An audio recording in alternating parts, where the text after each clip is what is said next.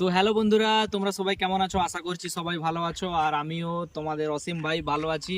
তো আজকে তোমাদেরকে একটা জিনিস দেখাবো, চলে আসো আমার সাথে।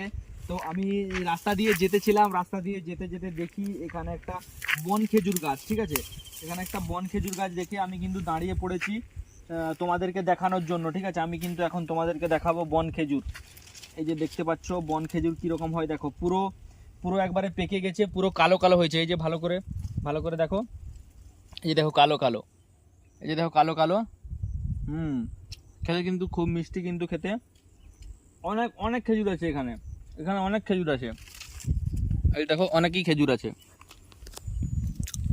অনেক খেজুর আছে। এই যে দেখো, এই দেখতে পাচ্ছ তোমরা, এই যে দেখো বন খেজুর, এগুলো কিন্তু বন খেজুর, ঠিক আছে। এই দেখো এগুলো কিন্তু বন খেজুর। ওইদিকে দেখলে তোমরা বন খেজুর, ঠিক আছে, বন খেজুর। এরপরে এইটা হচ্ছে আমাদের দেশি খেজুর, ঠিক আছে। এই যে দেখো এইখানে আছে কিন্তু, এই যে আমাদের দেশি খেজুর।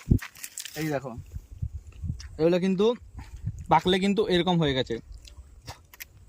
এই খেজুরগুলো কিন্তু অনেক উঁচুতে থাকে, এই খেজুরগুলো অনেক উঁচুতে থাকে।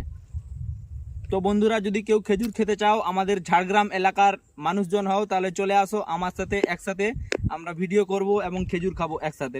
টাটা বন্ধুরা।